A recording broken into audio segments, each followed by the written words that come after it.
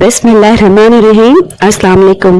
اقتدار کی ہوس چاہے کسی بھی سطح پر ہو ہمیشہ غلط سمت میں سفر کرتی ہے اور اپنے راستے کی تمام رکاوٹیں پیروں تلے رونتی ہوئی انتہائی سفاکی سے آگے بڑھتی ہے۔ یہ ہوس جس کے دل میں بھی گھر کر جائے، اسے اپنی سگی بہن بھائی بھی بوجھ اگر محسوس ہونے لگے تو ان کے خون سے بھی ہاتھ رنگنے میں وہ دیر نہیں کرتا۔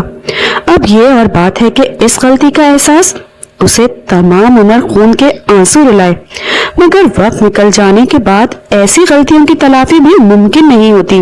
سوائے پچھتانے کے کچھ بھی نہیں بچتا، لیکن پچھتاووں کے باوجود مجرموں کے لیے وقف سزا اس کی منتظر رہتی ہے، خواہ وہ کتنا ہی فرار حاصل کرنا چاہے۔ مگر ملک صفدر جیسے قانون کے محافظ اسے اس کے انجام تک ضرور پہنچاتے ہیں۔ معزز سامعین کرام، اردو وائس زون پر آپ سبھی کو خوش آمدید۔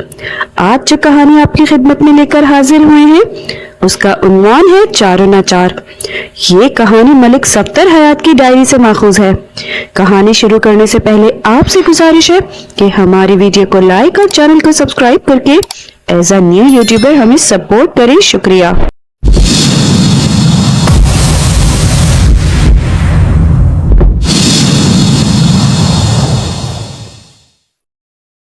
ایک ٹھنڈی ٹھار صبح حسب معمول تیار ہو کر میں تھانے پہنچا تو ایک عجیب و غریب ہنگامہ میرا منتظر تھا۔ میں نے تھانے کے برآمدے میں لگ بھگ نصف درجن افراد کو دیکھا، جن میں دو نمایاں تھے۔ ایک انتہائی غریب، مجبور اور مسکین صورت، جبکہ دوسرا خوش لباس، صاحب ثروت اور روب داب والا تھا۔ طاقتور کمزور کو دبانے، ڈرانے اور دھمکانے کے لیے لات جوتے سے اس بیچارے کی مرمت کر رہا تھا۔ یہ کیا تماشا لگا رکھا ہے تم دونوں نے؟ میں نے بآواز بلند کہا اور پھر زور آور خوشحال صورت شخص کو گھورنے لگا۔ میرا نام ریاض ہے جناب، وہ بڑے فخر سے اپنا تعارف کراتے ہوئے بولا۔ میں وڈے رانا صاحب، رانا مظفر کا چھوٹا بیٹا ہوں جی۔ پھر اس نے لاچار شخص کی جانب اشارہ کرتے ہوئے اضافہ کیا، اس ذلیل انسان نے بڑی گھٹیا حرکت کی ہے تھانے دار صاحب۔ میں رانا مظفر سے کبھی نہیں ملا تھا، صرف اس کا نام سن رکھا تھا۔ رانا مظفر موضوع ظفر پور کا چودھری تھا۔ ظفر پور گاؤں کا نام مظفر کے والد چودھری رانا ظفر کے نام پر رکھا گیا تھا۔ موضوع ظفر پور میرے تھانے سے 1 میل کے فاصلے پر مشرق میں واقع تھا۔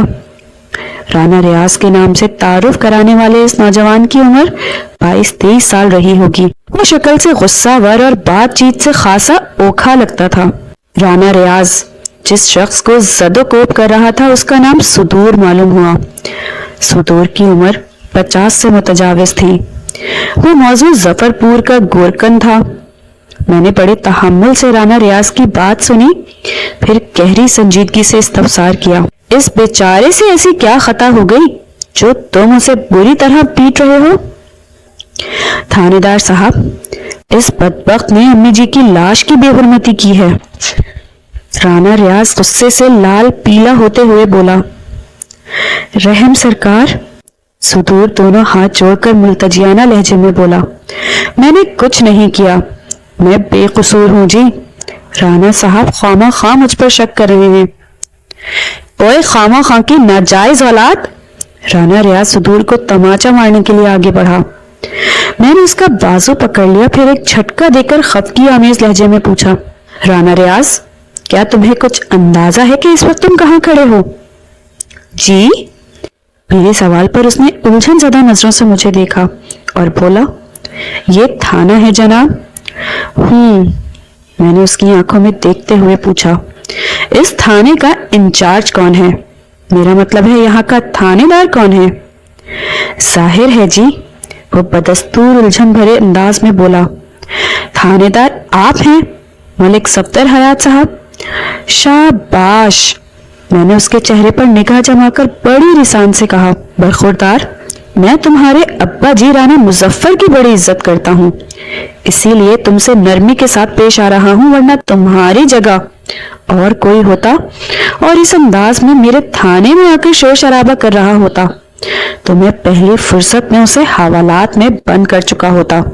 اس لیے میں نے لمحاتی توقف کر کے گہری سانس لی، پھر اپنی بات مکمل کرتے ہوئے کہا، اس تھانے کے اندر تم مجھے ہی تھانے داری کرنے دو تو یہ تمہارے حق میں سودمند ثابت ہوگا۔ ملک صاحب، آپ کو بالکل اندازہ نہیں کہ اس کمینے نے امی جی کی لاش کے ساتھ کیا حرکت کی ہے۔ وہ خونخوار نظروں سے صدور کو گھورتے ہوئے بولا، یہ تو شکر کریں کہ یہ ابھی تک زندہ نظر آ رہا ہے، ورنہ میرا دل تو یہی کر رہا ہے کہ اس بدذات کے ٹکڑے ٹکڑے کر کے چیل کووں کو کھلا دوں۔ میں نے کانسٹیبل کو بلا کر تحکمانہ انداز میں کہا، رانا صاحب اور صدور کے سوا باقی تمام افراد کو برآمدے سے باہر نکال دو۔ کانسٹیبل نے فوراً میرے حکم کی تعمیل کی۔ ان میں زیادہ تر افراد رانا ریاض کے حاشیہ بردار تھے۔ جب برآمدے میں صرف رانا ریاض اور صدور رہ گئے تو میں نے رانا ریاض سے کہا، تم انصاف کی امید لے کر میرے پاس پہنچے ہو تو اپنے دماغ کو ٹھنڈا رکھو، تمہارے ساتھ انصاف کیا جائے گا، لیکن دونوں فریقین کو فردن فردن سننے کے بعد۔ پہلے تم میرے کمرے میں آؤ اور اپنی کتھا سناؤ۔ اتنا کہہ کر میں پلٹا، پھر گورکن سے کہا، صدور، جب رانا صاحب میرے کمرے سے نکل جائے پھر تم میرے پاس چلے آنا۔ تھوڑی دیر کے بعد میں اور رانا ریاض روبرو بیٹھے تھے۔ ایک کانسٹیبل نے گرما گرم چائے کے 2 کپ لا کر ہمارے سامنے سجا دیے۔ میں نے چھوٹے رانا کی طرف دیکھتے ہوئے کہا، چائے نوش کرو اور مجھے کھل کر بتاؤ، ایسا کون سا واقعہ پیش آ گیا ہے جس نے تمہارا پارا 7ویں آسمان تک پہنچا دیا ہے؟ رانا ریاض نے اپنی گفتگو میں امی کی لاش کی بے حرمتی اور امی کی لاش کے ساتھ حرکت کے الفاظ استعمال کیے تھے، جس سے میرا ذہن ایک خاص نوعیت کے مجرمانہ فعل کی طرف جا رہا تھا۔ یہ بات میرے علم میں تھی کہ رانا مظفر کی اہلیہ یعنی رانا ریاض کی امی جی کا چند روز پہلے انتقال ہوا تھا۔ میں اپنی پیشہ ورانہ مصروفیات کے باعث اس فوتگی میں تو نہیں جا سکا۔ اس تھانے میں میری تقرری کو ابھی 2 ماہ ہی ہوئے تھے اور ابھی تک رانا مظفر سے میری ملاقات بھی نہیں ہوئی تھی، تاہم مجھے پتا چلا تھا کہ وہ ایک معقول اور بھلا مانس چودھری تھا۔ ملک صاحب، رانا ریاض نے کہنا شروع کیا، آپ کو پتا ہے نا ابھی 3 دن پہلے امی جی فوت ہو گئی تھی۔ ہاں میں جانتا ہوں، میں نے اس بات میں گردن ہلاتے ہوئے کہا، مگر مجھے افسوس ہے کہ محکمہ جاتی مصروفیات کی بنا پر میں زغرا بیوی کی تدفین میں شرکت نہیں کر سکا تھا۔ اس نے میرے اظہار افسوس پر کوئی تبصرہ نہیں کیا اور اپنی ہی دھن میں بولتا چلا گیا۔ امی جی کو دفنانے کے بعد میں نے ایک بندے کی ڈیوٹی لگا دی تھی کہ وہ پورے 40 دن تک امی جی کی قبر پر بیٹھ کر پڑھائی کرے۔ وہ اپنی بات کو آگے بڑھاتے ہوئے بولا، میں نے جس بندے کو اس کام پر مامور کیا وہ بڑا نیک اور پرہیزگار ہے۔ وہ مسجد میں فجر کی نماز ادا کرنے کے بعد سیدھا قبرستان جاتا اور امی جی کی قبر کے پہلو میں بیٹھ کر قرآن پاک کی تلاوت کرتا تھا۔ وہ سانس لینے کے لیے تھاما تو میں نے اسے ٹوکنا مناسب نہ جانا، البتہ میں اس سوچ میں ضرور ڈوبا رہا کہ انسان کیسا عجیب و غریب جاندار ہے، یہ ہر معاملے میں اپنے لیے آسانیاں ڈھونڈ ہی لیتا ہے۔ رانا ریاض کا فرض بنتا تھا کہ وہ اپنی ماں سغرا بیوی کی بخشش کے لیے خود کچھ پڑھے پڑھائے۔ اگر وہ قرآن مجید کی تلاوت کرنے کی صلاحیت نہیں رکھتا تھا تو کم از کم اپنی والدہ کے لیے دعائے خیر تو کر ہی سکتا تھا، لیکن اس نے شارٹ کٹ تلاش کر لیا۔ ایک نیک آدمی کو اس کام پر لگا کر وہ خود بری ذمہ ہو گیا۔ آج صبح جب وہ بندہ امی جی کی قبر پر پڑھائی کرنے گیا تو اس نے وہاں ایک عجیب منظر دیکھا۔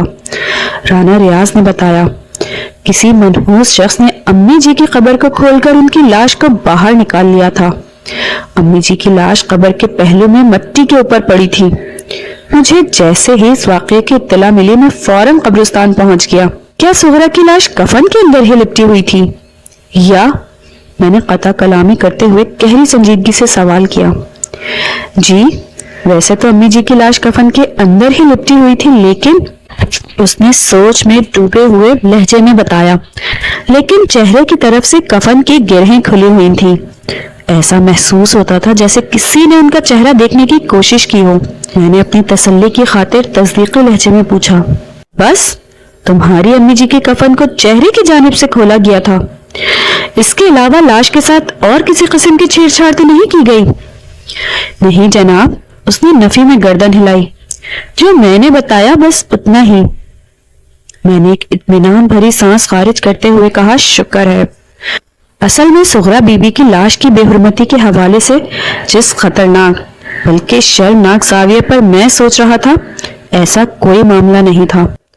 مجھے شکر ادا کرتے سن کر رانا ریاض نے شکایتی نظروں سے مجھے دیکھا اور اکھڑے ہوئے لہجے میں بولا، ملک صاحب، کیا آپ اس واقعے کو بہت معمولی سمجھ رہے ہیں؟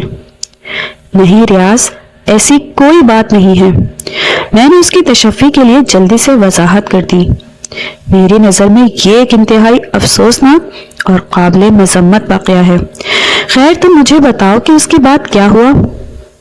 جناب، میں غصے کے عالم میں سیدھا گورکن کے پاس پہنچا۔ وہ اپنی کارگزاری سے مجھے آگاہ کرتے ہوئے بتانے لگا، یہ ذلیل انسان بڑے مزے سے سو رہا تھا۔ میں نے لاتیں مار کر اسے جگایا اور اس واقعے کے بارے میں پوچھ تاچھ کی۔ اس نے مکمل لا علمی ظاہر کر دی، لیکن تھانے دار صاحب، مجھے اس نمک حرام کی بات کا یقین نہیں۔ تمہارے خیال میں اس واقعے کا ذمہ دار گورکن صدور ہے؟ میں نے اس کی آنکھوں میں دیکھتے ہوئے سوال کیا۔ جناب، یہ تو 2 اور 2 4 کی طرح بالکل سیدھی بات ہے، وہ خفگی آمیز لہجے میں بولا۔ گورکن قبرستان کے اندر ہونے والی ہر سرگرمی سے اچھی طرح واقف ہوتا ہے۔ یہ کیسے ہو سکتا ہے کہ اسے کچھ پتا ہی نہ ہو؟ میں بڑے وثوق کے ساتھ کہہ سکتا ہوں کہ امی جی کی لاش کے ساتھ جو مذموم کارروائی کی گئی ہے وہ یا تو صدور کی حرکت ہے یا پھر یہ جانتا ہے کہ یہ کام کس کا ہے۔ منطقی طور پر دیکھا جائے تو رانا ریاض کی بات وزن سے خالی نہیں تھی۔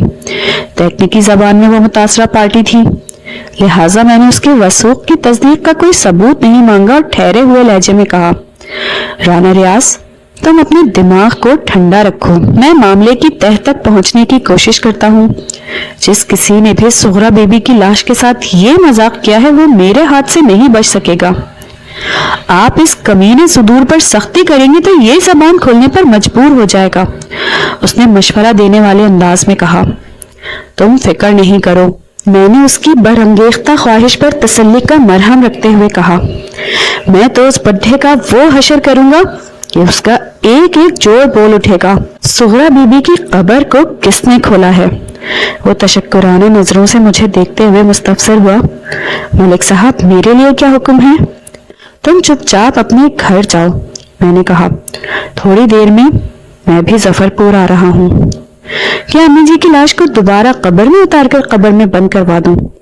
نہیں، میں نے 2 ٹوک الفاظ میں کہا۔ جب تک میں وقوع کا تفصیلی معائنہ نہ کر لوں، کسی بھی چیز کو ادھر ادھر نہیں کرنا، اور لوگوں کو بھی سغرا بی بی کی قبر سے دور ہی رکھو۔ تم میری بات سمجھ رہے ہو نا؟ وہ اس بات میں گردن ہلاتے ہوئے بولا۔ سمجھ گیا ملک صاحب۔ کیا وڈے رانا صاحب گھر پر ہیں؟ ایک فوری خیال کے تحت میں نے پوچھ لیا۔ نہیں جناب، وہ ایک ضروری کام سے آج صبح لاہور گئے تھے، اس نے جواب دیا۔ امید ہے شام تک واپس آ جائیں گے۔ ٹھیک ہے تم چلو، میں نے کہا۔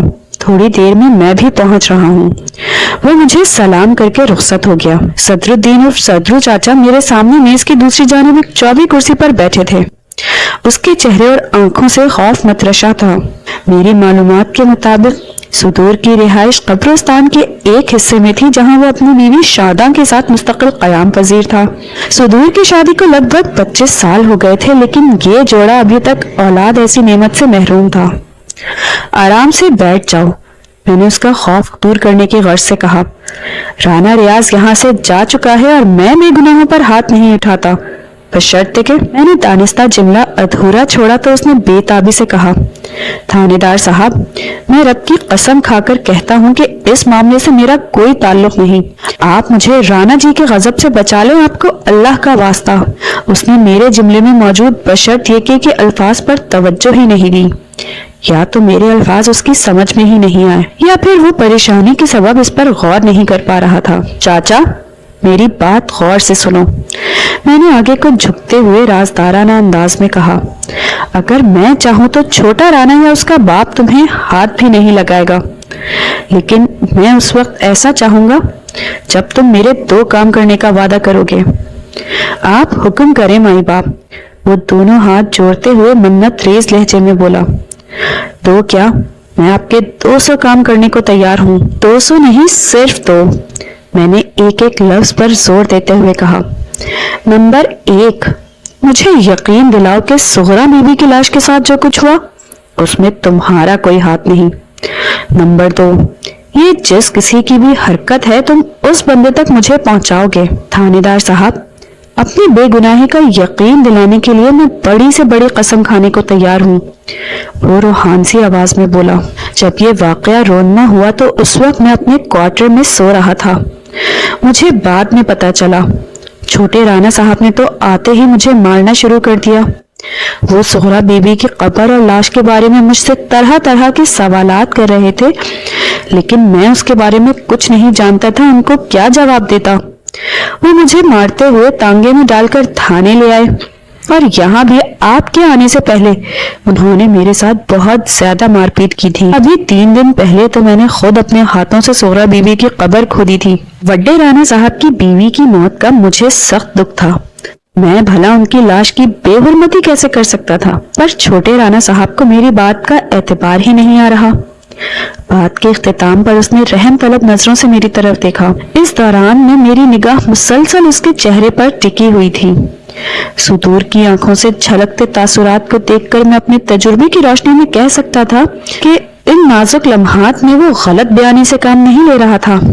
اگر وہ بہت اچھا اداکار نہیں تھا تو پھر وہ واقعتاً سغرا کی قبر کے ساتھ پیش آنے والے واقعے سے بے خبر تھا۔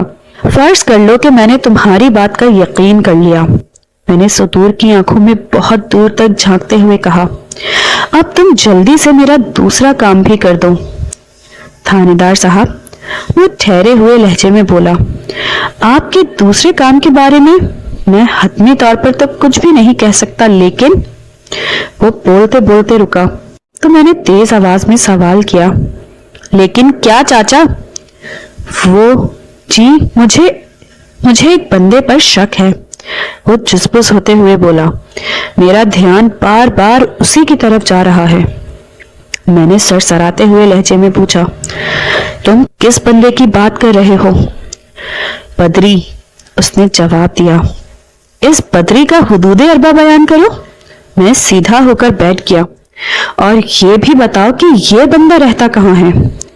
میرے استفسار کے جواب میں گورکن صدور نے جو تفصیلات مجھے بتائیں، اس کے مطابق بدر الدین اور عرف بدری نامی وہ شخص موضوع صورت نگر کا رہنے والا تھا۔ پورے علاقے میں بدری کی شہرت اچھی نہیں تھی، وہ ٹک کر کوئی کام نہیں کرتا تھا۔ 2-4 بار وہ مردوں کے کفن چوری کرتے ہوئے بھی پکڑا گیا۔ اس کے بعد وہ بدری کفن چور کے نام سے مشہور ہو گیا۔ اس کے بیوی بچے نہیں تھے اور نہ ہی کوئی رشتہ دار۔ بنیادی طور پر وہ صورت نگر سے تعلق رکھتا تھا، لیکن اکثر و بیشتر وہ صورت نگر سے باہر دور و نزدیک کے مختلف گاؤں دیہات میں گھومتا پھرتا بھی پایا جاتا تھا۔ اس تفصیل کی روشنی میں اگر موجودہ صورتحال میں گورکن صدور کا دھیان بدری کی طرف گیا تھا تو اس میں اچھبے کی کوئی بات نہیں تھی، لیکن ایک بات شروع ہی سے میرے دماغ میں کھٹک رہی تھی۔ اس بھانس کو نکالنے کے لیے میں نے صدور سے پوچھا، چاچا، اگر سغرا کی قبر کو بدری نے کھولا ہے تو پھر اس نے کفن چوری کیوں نہیں کیا؟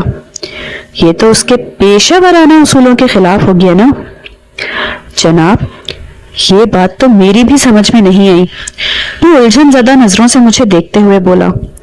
ہو سکتا ہے اچانک قبرستان کی طرف سے کسی کا گزر ہوا ہو اور پکڑے جانے کے خوف سے بدری اپنا کام ادھورا چھوڑ کر بھاگ گیا ہو۔ صدور کی بات میں اچھا خاصا وزن تھا۔ رانا ریاض نے مجھے بتایا تھا کہ سغرا کا کفن چہرے کی طرف سے کھلا ہوا تھا۔ اگر صدور کی سوچ کو درست مان لیا جاتا تو بادی نظر میں یہی سمجھ میں آتا تھا کہ بدری کفن چور یا کفن چوری کی نیت سے سغرا بی بی کی قبر کھولنے والا کوئی شخص کسی ہنگامی صورتحال میں اپنا کام نامکمل چھوڑ کر قبرستان سے نکل گیا تھا۔ چاچا، اس قبرستان میں کب سے کام کر رہے ہو؟ میں نے پوچھا۔ سرکار، میں تو پیدا ہی اسی قبرستان میں ہوا ہوں، اس نے عاجزی بھرے انداز میں بتایا۔ مجھ سے پہلے میرا باپ قمر الدین اور قمر اس قبرستان کا گورکن ہوا کرتا تھا۔ میرے ماں باپ کی لاشیں آج بھی اسی قبرستان میں دفن ہیں۔ آج تک ظفر پور کے کسی وسیق کو مجھ سے کوئی شکایت نہیں ہوئی۔ پتہ نہیں چھوٹے رانا صاحب کو اچانک مجھ سے کیا دشمنی ہو گئی ہے۔ بات کے اختتام پر وہ آپ دیدہ ہو گیا۔ میں نے کریدنے والے انداز میں کہا، کیا تم نے بدری کفن چور کا ذکر رانا ریاض کے سامنے کیا تھا؟ نہیں جناب، وہ نفی میں گردن جھٹکتے ہوئے بولا۔ رانا صاحب نے تو آتے ہی مجھ پر چڑھائی کر دی تھی. مجھے کچھ سوچنے سمجھنے کا موقع ہی نہیں ملا. وہ اس بری طرح سے مجھے پیٹ رہے تھے کہ میری تو مت ہی ماری گئی. بدری کا نام بھولے بھٹکے سے بھی میرے دماغ میں نہیں آیا. چاچا غور سے میری بات سنو، میں نے بے حد سنجیدہ لہجے میں کہا. میں تمہارے ساتھ ایک سپاہی کو بھیج رہا ہوں. تم دونوں یہاں سے سیدھے صورت نگر جاؤ گے اور شام سے پہلے بدری کفن چور کو اپنے ساتھ لے کر تھانے آؤ گے. میری بات سمجھ رہے ہو نا؟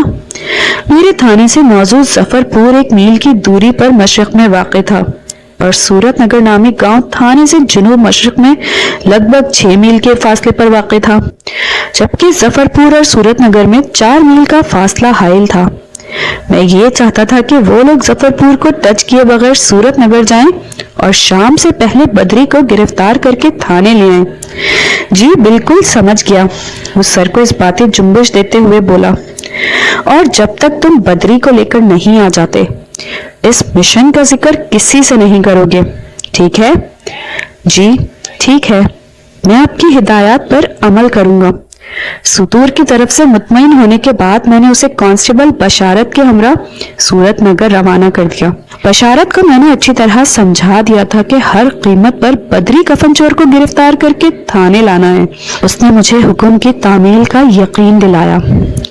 جب میرا تانگا موزوں ظفر پور میں داخل ہوا تو دن کے 11 بج رہے تھے. سورج اگرچہ آسمان پر موجود تھا تاہم اس کی تمازت میں دم نہیں تھا. خنکی خم ٹھونک کر ماحول کی ہر شے کو اپنی لپیٹ میں لینے کے لیے کوشاں دکھائی دیتی تھی. یہ ماہ جنوری کا ایک روایتی یکپستہ دن تھا. تھانے سے میں 2 افراد کو اپنے ساتھ لایا تھا جن میں سے ایک کا تعلق پولیس ڈپارٹمنٹ سے تھا یعنی کانسٹیبل وحید، اور دوسرے شخص کا نام تھا فیروز الدین اور بابا فیروزہ. بابا فیروزہ پرائیویٹ طور پر پولیس کی مدد کرتا تھا جس کا اسے معاوضہ بصورت انعام دیا جاتا تھا. اس کا تعلق سراغ رسانی یعنی کھوج سے تھا. عرف عام میں وہ کھوجی بابا کے نام سے مشہور تھا اور کھرا نکالنے کے شعبے میں وہ ضلع بھر میں بڑا ماہر اور تجربے کار سمجھا جاتا تھا. ہمارا تانگا قبرستان کے قریب پہنچا تو رانا ریاض مجھے دور ہی سے نظر آ گیا. اس کا بڑا بھائی رانا فیاض بھی وہیں موجود تھا. میری معلومات کے مطابق رانا فیاض شادی شدہ تھا اور اس کے 3 بچے بھی تھے، جبکہ رانا ریاض ابھی تک بیچلر ہی گھوم رہا تھا. ریاض کے برعکس فیاض نرم خو اور ٹھنڈے مزاج کا مالک تھا. وہ بڑی گرم جوشی سے مجھ سے ملا اور بولا، دیکھیں نا ملک صاحب، ہماری کتنی بے عزتی ہو رہی ہے. کسی نامراد نے ہماری ماں کی قبر کھود کر ہمارا مذاق اڑایا ہے. صبر رانا صاحب، میں نے رانا فیاض کا شانہ تھپ تھپاتے ہوئے ہمدردی بھرے لہجے میں کہا. جس بھی بدبخت نے یہ مذموم حرکت کی ہے میں اس کا حشر نشر کر دوں گا. آپ اپنی آنکھوں سے اس کا عبرتناک انجام دیکھو گے. اللہ آپ کی زبان مبارک کرے. وہ گہری سنجیدگی سے بولا. میرے کلیجے میں تو اسی وقت ٹھنڈ پڑے گی جب اس افسوسناک واقعے کا ذمہ دار قانون کی گرفت میں آئے گا اور اسے قرار واقعی سزا دی جائے گی. بس تو پھر آپ یقین کر لو رانا جی، میں نے پراعتماد لہجے میں کہا. بہت جلد آپ کی آنکھوں کی ٹھنڈک اور دل کو سکون ملنے والا ہے انشاءاللہ. انشاءاللہ، وہ گہری سنجیدگی سے بولا. یہ دیکھ کر مجھے اطمینان اور خوشی ہوئی کہ رانا برادران نے لوگوں کو قبرستان کے اندر جانے سے روک رکھا تھا. میں کھوجی بابا فیروزہ کو کھرا اٹھانے کے مقصد سے اپنے ساتھ لایا تھا تاکہ مبینہ مجرم کا سراغ لگایا جا سکے. متاثرہ قبر کے قرب و جوار میں قدموں کے نشانات جتنے کم ہوتے بابا فیروزہ کو اپنا کام سر انجام دینے میں اتنی ہی آسانی ہوتی. جلد ہی ہم لوگ زہرا بی بی کی قبر پر پہنچ گئے. رانا ریاض نے چند گھنٹے پہلے تھانے میں اپنی امی جی کی قبر اور لاش کا جو احوال بیان کیا تھا میری آنکھیں بائیں سب کچھ ویسا ہی دیکھ رہی تھیں. زہرا کی کفن میں لپٹی ہوئی لاش کو قبر کھول کر باہر نکالا گیا تھا اور پھر قبر کے پہلو ہی میں زمین پر رکھ دیا گیا. میں نے سر کی جانب کفن کا بغور معائنہ کیا تو پتا چلا اس سمت سے کفن کا بند کھلا ہوا تھا. یہ صورتحال خاصی پیچیدہ اور پریشان کن تھی. یہ کارنامہ जिस भी शख्स ने अंजाम दिया था उसकी नीयत और ज़हनियत के बारे में सरेदस्त हतमी तौर पर कुछ भी कहा नहीं जा सकता था। इस सिचुएशन को देखकर जहन में जो इम्कानात गर्दिश कर रहे थे उनका खाका कुछ इस तरह से था, और खाका नतीजा खेज नहीं था। क्या ये किसी कफन चोर की कार्रवाई थी? अगर वो कफन चोर था तो फिर उसने कफन चोरी क्यों नहीं किया?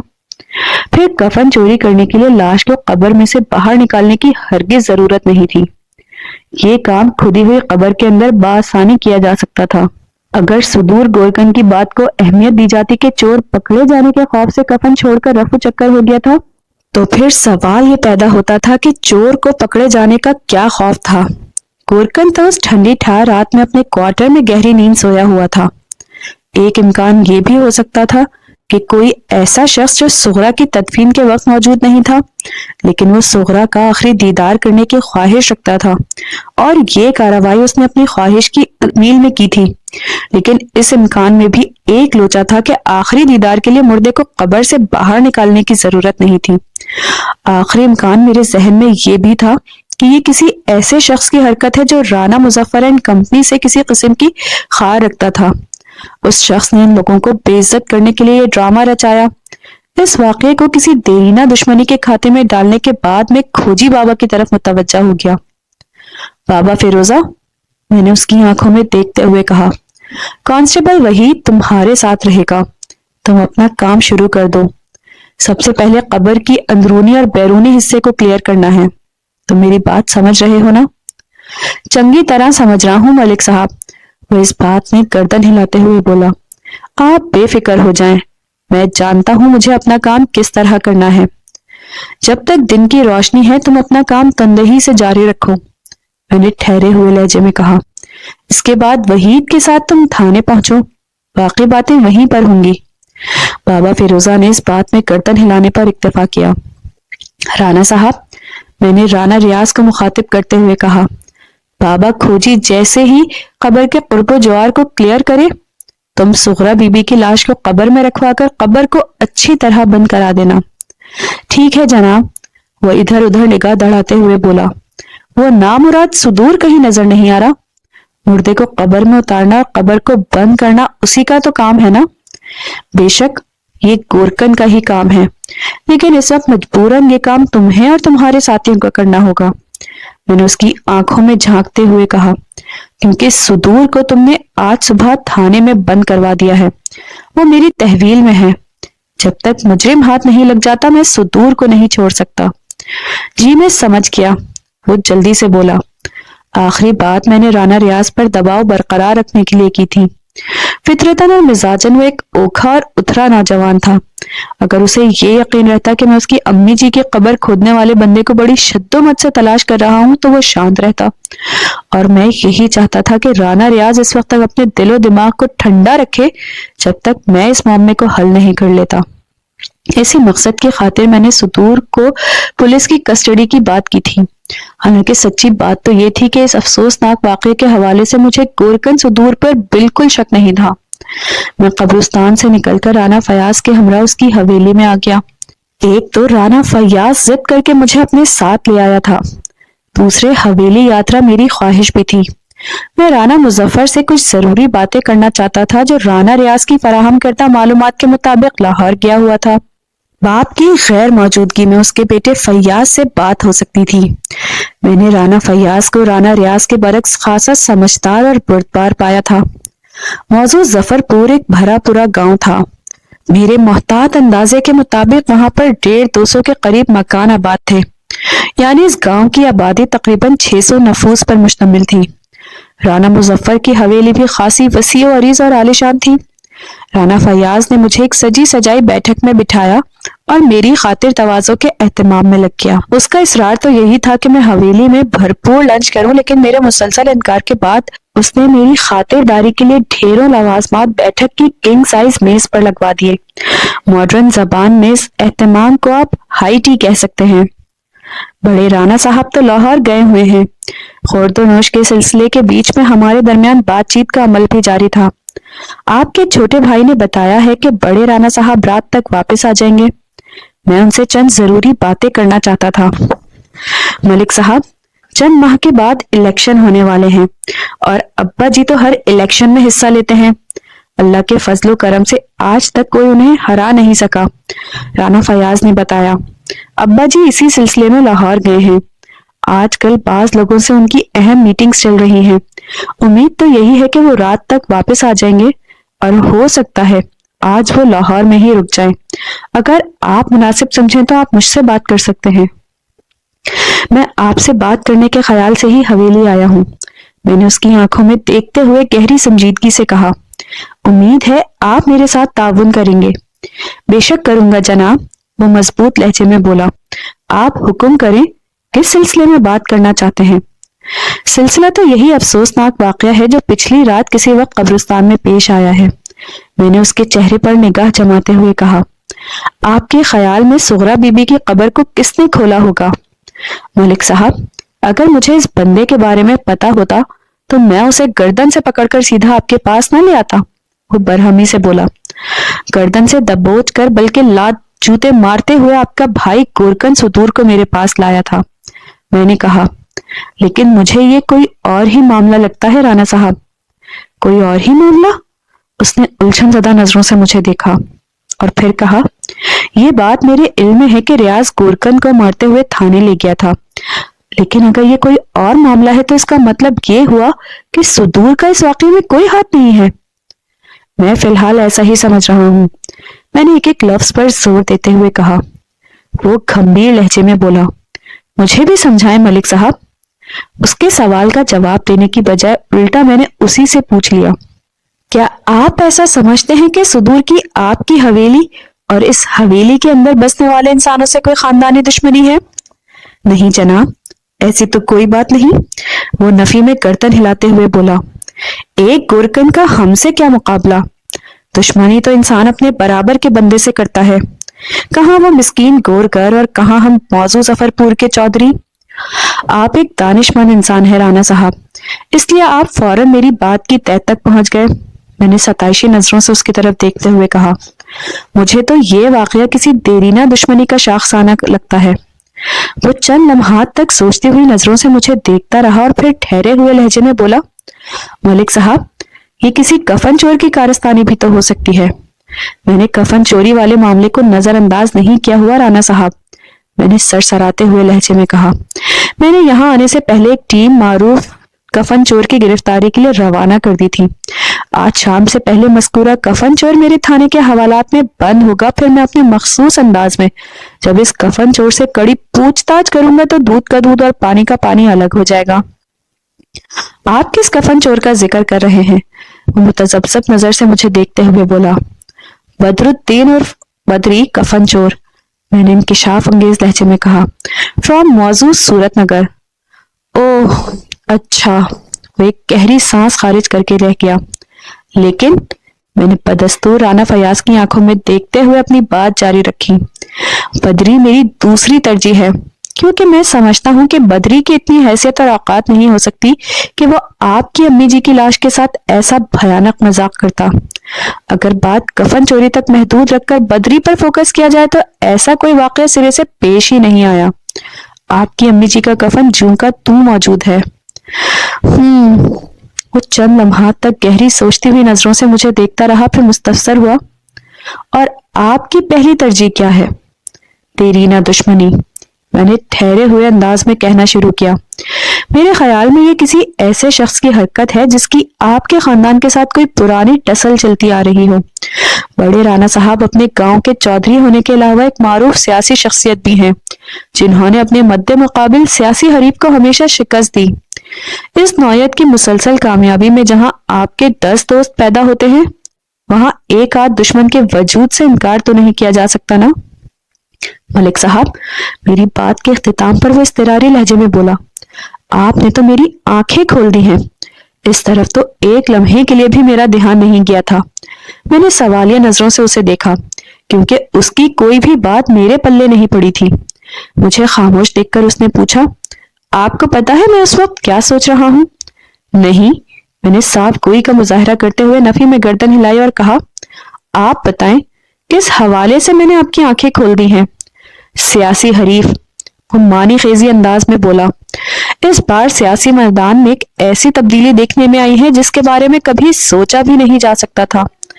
मैं अब भी कुछ नहीं समझा राणा साहब, मैंने हमतन गोश रहते हुए कहा। आप खुलकर बात करें, मैं आपको समझाता हूँ।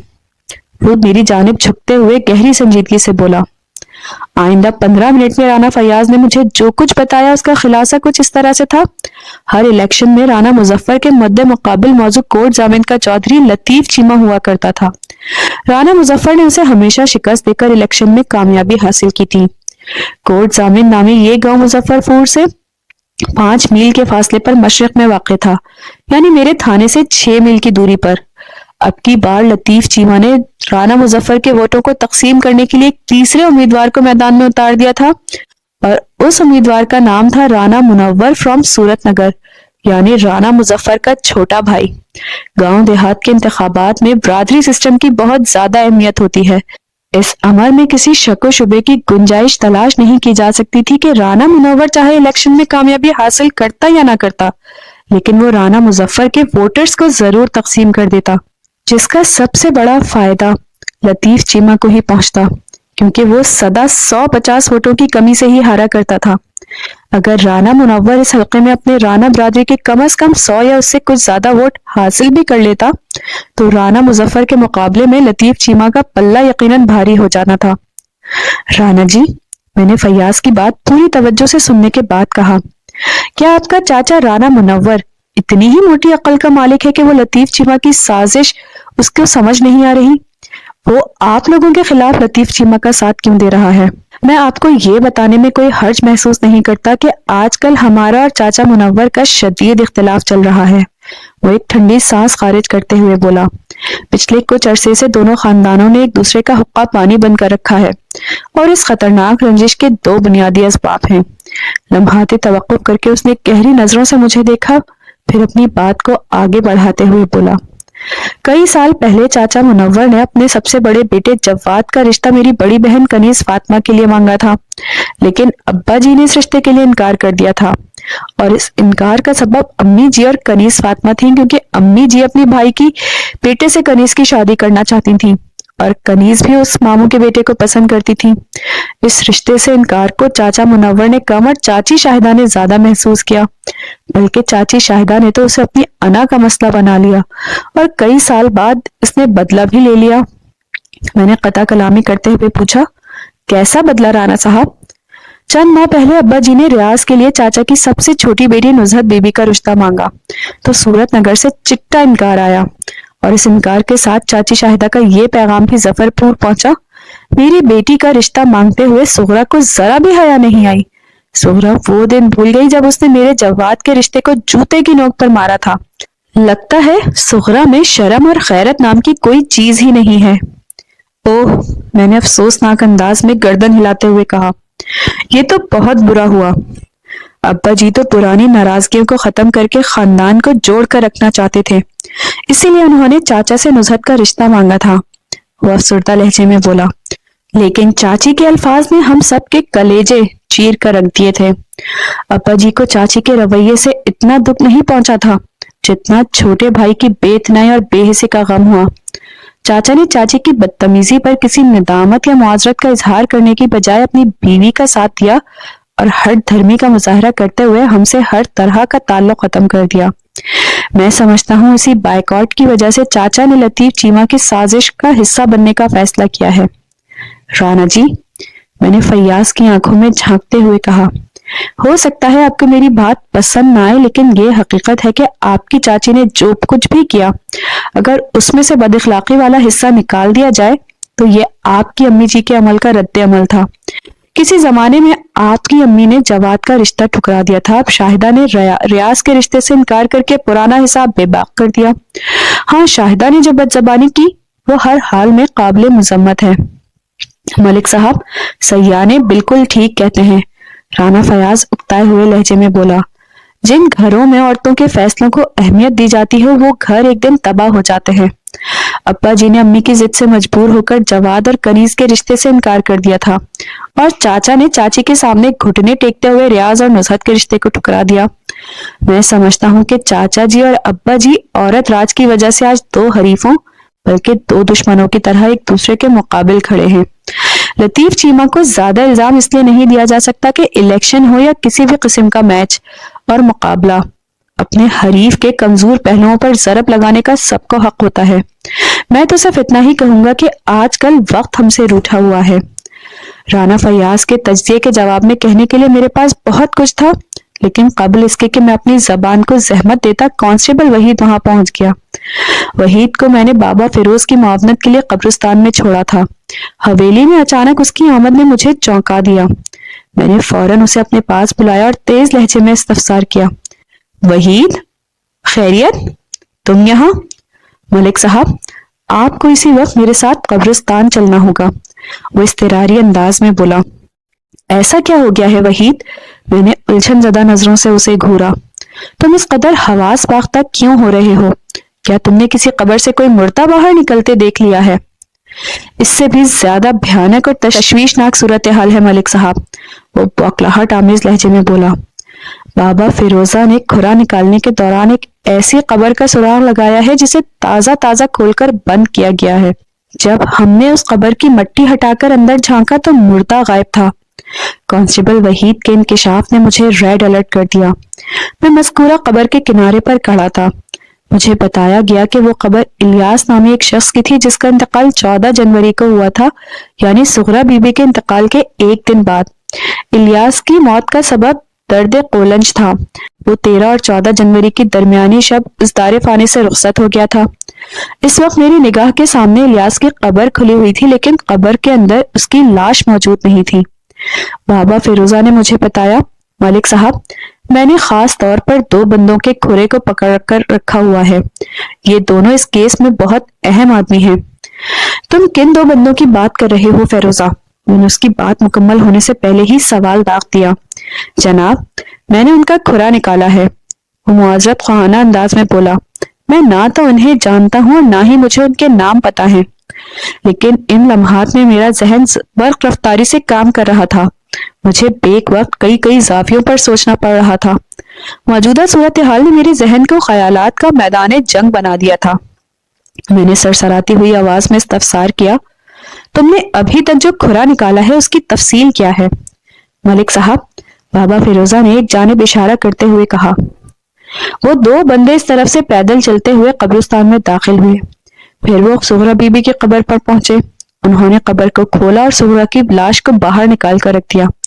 پھر وہ خاموشی سے چلتے ہوئے الیاس کی قبر کی سمت بڑھے۔ انہوں نے الیاس کی قبر کو کھودا، الیاس کی لاش کو باہر نکالا، قبر کو دوبارہ بند کیا اور لاش اٹھا کر قبرستان سے باہر نکل گئے۔ 1 منٹ بابا، میں نے ہاتھ اٹھا کر اسے مزید بولنے سے روکا اور پوچھا، قبرستان سے نکل کر وہ دونوں بندے کہاں چلے گئے؟ اور تم نے یہ اندازہ کس بات سے قائم کیا کہ انہوں نے الیاس کی لاش کو اٹھا رکھا تھا؟ اس طرف جناب، اس نے دوبارہ اسی سمت اشارہ کیا جدھر سے اس نے مذکورہ بندوں کی آمد کا ذکر کیا تھا، اور وہ دونوں الیاس کی لاش کو اپنے ساتھ اٹھا کر لے گئے۔ اس بات کا اندازہ میں نے پاؤں کے دباؤ سے لگایا ہے۔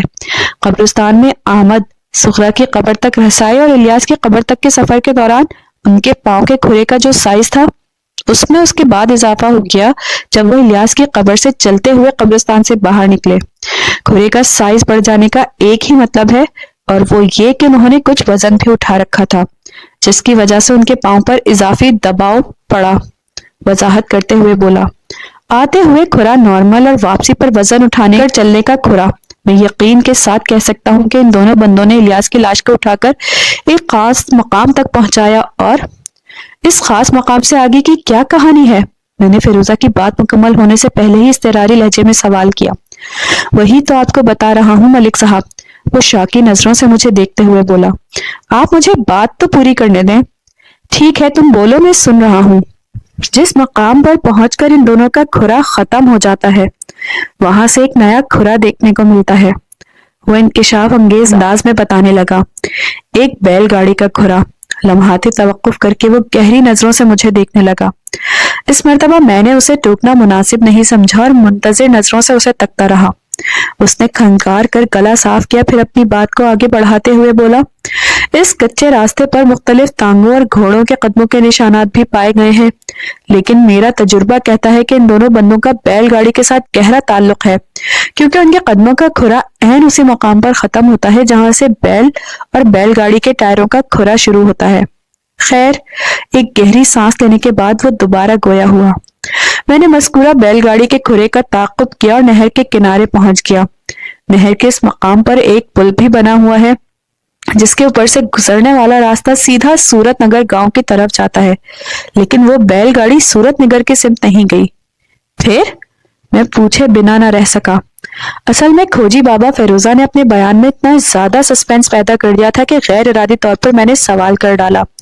اس نے بڑی رسانیت سے جواب دیا، ملک صاحب، جیسا کہ آپ بھی جانتے ہیں کہ نہر کے متوازی ایک سڑک ہے جس پر اگر مغرب کے سمت سفر کریں تو یہ راستہ سیدھا لاہور کی طرف جاتا ہے، اور اگر مسافر کا رخ مشرق کی سمت ہو تو وہ لائل پور موجودہ فیصل آباد پہنچ جائے گا۔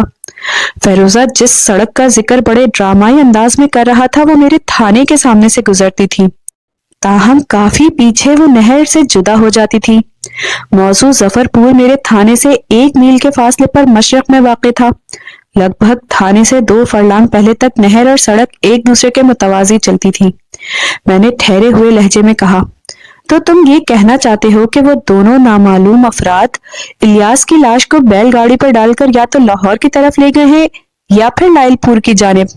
نہیں جناب، وہ نفی میں گردن ہلاتے ہوئے بولا، میں اس سلسلے میں حتمی طور پر کچھ نہیں کہہ سکتا۔ یہ تو کوئی بات نہ ہوئی فیروز بابا، میں نے متذبذب نظر سے اسے دیکھتے ہوئے کہا، کیا اس سلسلے میں تمہارا علم کوئی رہنمائی نہیں کر رہا؟ کچھ ایسی ہی بات ہے ملک صاحب، وہ بے بسی سے کندھے اچکاتے ہوئے بولا، جب میں اس مقام پر کھرا نکالنے کا کام کر رہا تھا تو وہ سورج ڈوبنے کا وقت تھا، روشنی کافی کم ہو چکی تھی، اس لیے میں یقین سے نہیں کہہ سکتا کہ وہ الیاس کی لاش کو لے کر لائل پور کی جانب گئے ہیں یا لاہور کی طرف۔ کل صبح میں دوبارہ زیادہ باریک بینی سے اس جگہ کا جائزہ لوں گا۔ مجھے امید ہے کہ دن کی روشنی میں بیل گاڑی کی اگلی منزل کا کوئی نہ کوئی سراغ تو مل ہی جائے گا۔ ویسے ایک بات کا مجھے یقین ہے کہ وہ بیل گاڑی صورت نگر کی طرف نہیں گئی تھی۔ میں فیروزہ کی تکنیکی مجبوریوں کو اچھی طرح سمجھ رہا تھا۔ کھرے اور کھوج کا کام اتنا سہل نہیں تھا جتنا بظاہر دکھائی دیتا تھا۔ اس فن کے اندر بہت سی باریکیاں تھیں۔ ویسے بابا فیروزہ نے اب تک جو کارکردگی دکھائی تھی وہ قابل تعریف اور تسلی بخش تھی۔ اس نے جن 2 نامعلوم افراد کا کھرا نکالا تھا ان کا سغرا بی بی والے واقعے سے گہرا تعلق تھا۔ بعد نظر میں یہی دکھائی دیتا تھا کہ وہ الیاس کی لاش لے جانے آئے تھے اور غلطی سے سغرا کی قبر کھود ڈالی تھی، لیکن میں اس امکان کو ہرگز نظر انداز نہیں کر سکتا تھا کہ سغرا کی لاش کو اس کی قبر سے نکال کر باہر رکھ دینا اور الیاس کی لاش کو قبر سے نکال کر اپنے ساتھ لے جانا ایک ہی سلسلے کی 2 کڑیاں تھیں۔ عین ممکن تھا کہ ان 2 پراسرار قبر کھود بندوں نے پولیس کی تفتیش کی گاڑی کو غلط راستے پر ڈالنے کے لیے یہ ڈرامہ رچایا ہو۔ میں ہر قیمت پر جلد از جلد ان نامعلوم افراد تک پہنچنا چاہتا تھا، اس لیے میں نے فیروزہ کی آنکھوں میں دیکھتے ہوئے کہا، بابا، میں تمہارے یقین کو چیلنج نہیں کر رہا، لیکن میرا مشورہ یہی ہے کہ کل تم نے سب سے پہلے صورت نگر کی طرف جانے والے کچے راستے کو ایک مرتبہ پھر چیک کرنا ہے۔ تو میرا نقطہ سمجھ رہے ہو نا؟ جی ملک صاحب، وہ سر کو اس باتی جنبش دیتے ہوئے بولا، آپ فکر نہ کریں، میرا بھی یہی پروگرام ہے۔ میں پہلے نہر کے پل کے دونوں اطراف والے کچے راستے کو اچھی طرح چیک کروں گا، اس کے بعد ہی کسی اور سمت بڑھوں گا۔ ویسے مجھے امید ہے کہ بیل گاڑی اگر صورت نگر کی طرف نہیں گئی تو پھر وہ لائل پور یا لاہور کی جانب بھی نہیں گئی ہوگی، میں نے اس سوچ میں ڈوبے ہوئے لہجے میں کہا، کیونکہ لائل پور اور لاہور یہاں سے کئی میل کے فاصلے پر ہیں۔ بیل گاڑی پر اتنا طویل سفر کرنے کے لیے کئی دن لگ جائیں گے۔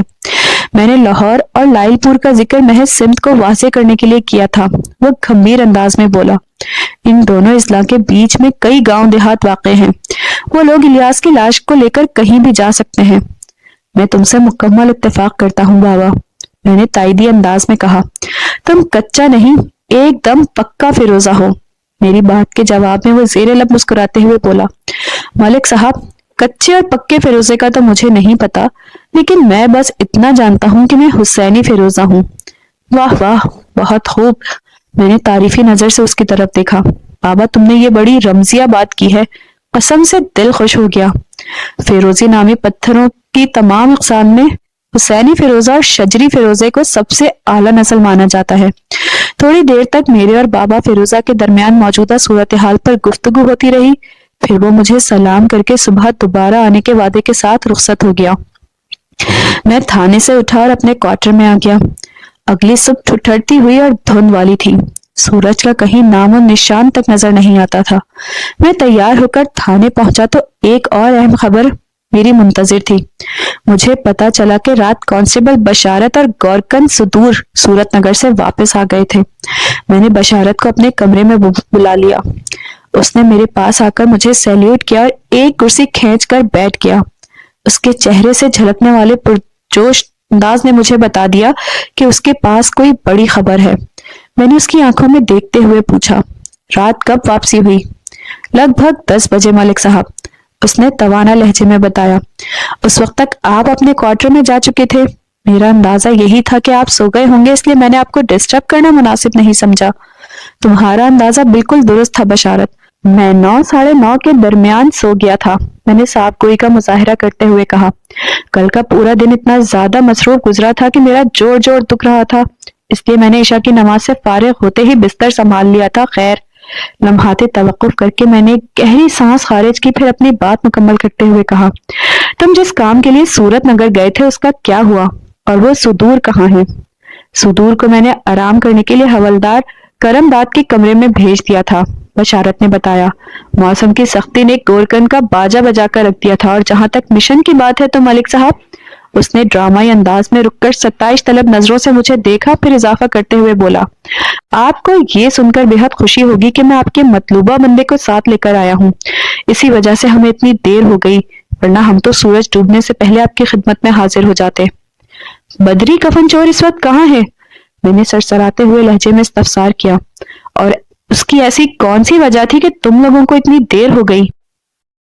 جناب، جس وقت ہم صورت نگر پہنچے بدری وہاں موجود نہیں تھا، وہ وضاحت کرتے ہوئے بولا، لیکن میں نے اپنے طور پر کوشش کر کے یہ معلوم کر لیا کہ وہ رات کو اپنے گھر ضرور آئے گا۔ مجھ پر ایک ضد سوار ہو گئی کہ کسی بھی قیمت پر میں نے خالی ہاتھ آپ کا سامنا نہیں کرنا، چنانچہ میں اور صدور اس کے مکان کے نزدیک ہی ایک جگہ پر ڈیرا ڈال کر بیٹھ گئے۔ میری معلومات کے مطابق بدری 8 بجے کے قریب لوٹا۔ صدور اس کے قد کاٹ اور حلیے سے اچھی طرح واقف تھا۔ اس نے دور سے ہی دیکھ کر فتویٰ صادر کر دیا کہ وہ 16 آنے بدری کفن چور ہی ہے۔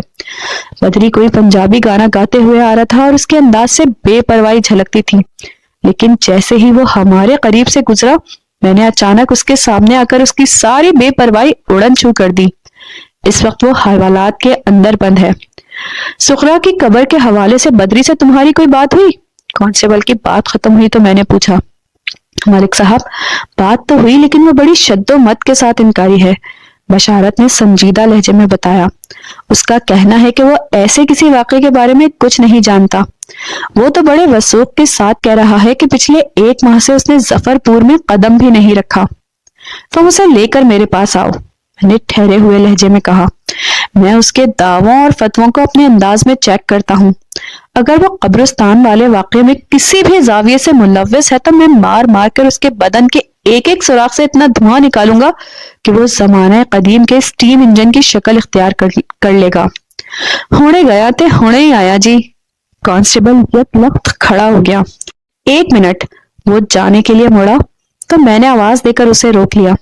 بشارت، میں نے اس کی آنکھوں میں دیکھتے ہوئے خلوص بھرے انداز میں کہا، بدری کو میرے پاس پہنچا کر تم چھٹی کر لینا۔ کل کے دن اور پھر گزشتہ رات تم نے بڑی سخت ڈیوٹی کی ہے۔ اس وقت تمہارا جسم بھی آرام کا تقاضا کر رہا ہوگا۔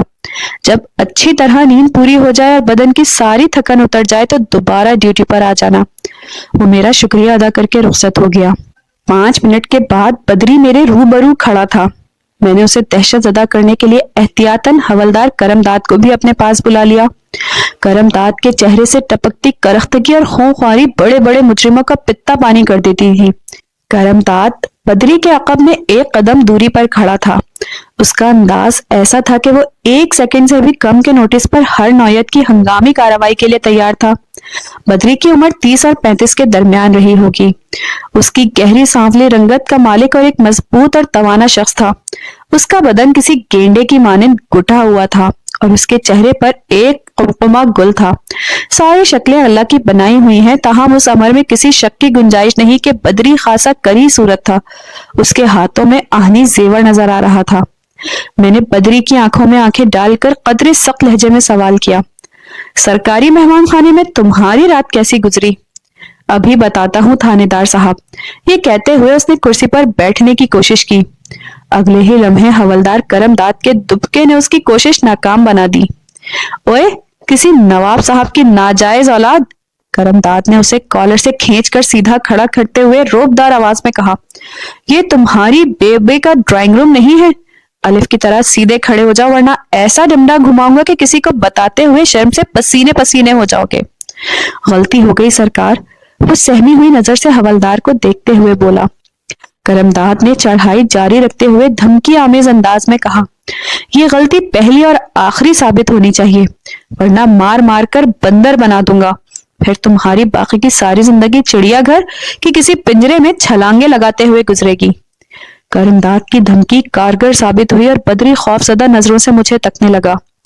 میں نے اس کے چہرے پر نگاہ جماتے ہوئے سخت لہجے میں کہا، تمہارے ماں باپ نے تمہارا کتنا اچھا نام رکھا تھا بدر الدین، کبھی اپنے اعمال پر بھی غور کیا ہے؟ کفن چوری کے دھندے نے تمہیں معاشرے میں کتنا ذلیل اور رسوا کر رکھ دیا ہے، اور اب سب تمہیں بدری کفن چور کے نام سے جانتے ہیں۔ مائی باپ، وہ دونوں ہاتھ جوڑتے ہوئے فدویانہ انداز میں بولا، اس میں میرا کم اور لوگوں کا زیادہ قصور ہے۔ اوئے، وہ کس طرح؟ میں نے گھور کر اسے دیکھا۔ مردوں کے کفن تم چراؤ اور قصوروار دوسرے لوگوں ہوئے، بڑی نرالی منطق لے کر آئے ہو تم۔ سرکار، وہ اپنی تئیں وضاحت کرتے ہوئے بولا، بس ایک دو بار میں نے غلطی سے کفن چوری کر لیا کہ لوگوں نے میرا نام ہی کفن چور رکھ دیا۔ ایک زمانہ ہوا میں اس کام سے توبہ کر چکا ہوں، اور سغرا کی قبر سے تو میرا کچھ لینا دینا بھی نہیں، میں تو کافی عرصے سے ادھر آیا بھی نہیں۔ میں نے تم سے سغرا یا اس کی قبر کے بارے میں کچھ پوچھا؟ میں نے یک چشم سیاہ رو بدری کی طرف دیکھتے ہوئے غصیلے لہجے میں سوال کیا۔ نہیں جی، آپ نے تو نہیں پوچھا، وہ نفی میں گردن ہلاتے ہوئے بولا، لیکن آپ کے سپاہی نے تو رات ہی سے سغرا کی قبر کے بارے میں پوچھ پوچھ کر میرا جینا عذاب کر رکھا ہے۔ تم نے صرف عذاب کا نام سنا ہے۔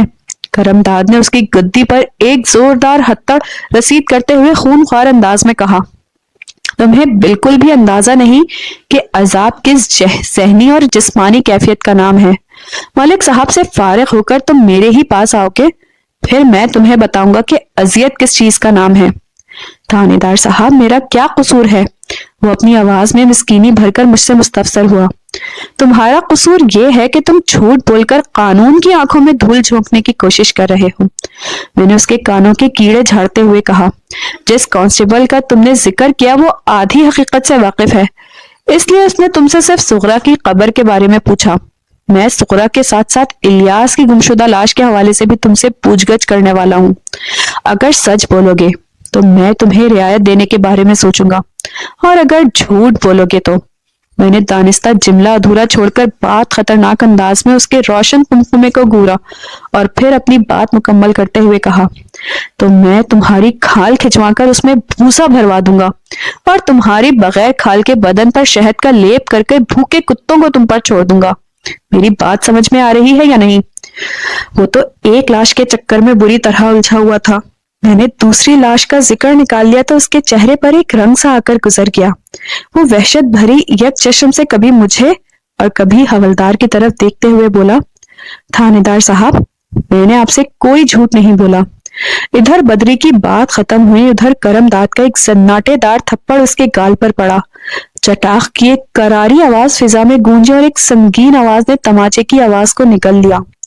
یہ آواز حوالدار کرم داد کی تھی۔ اوئے ایک آنکھ والے منحوس جیل، ہم تو جھوٹے بندے کو اس کے چہرے ہی سے پہچان لیتے ہیں۔ سیدھی طرح ملک ہورانو سب سچ سچ بتا دے ورنہ تیری دوسری بتی بھی گل کر دوں گا۔ بدری خوف کی شدت سے تھر تھر کانپنے لگا۔ ان لمحات میں وہ نہ پائے رفتن نہ جائے ماندن ایسی کیفیت میں گرفتار دکھائی دیتا تھا۔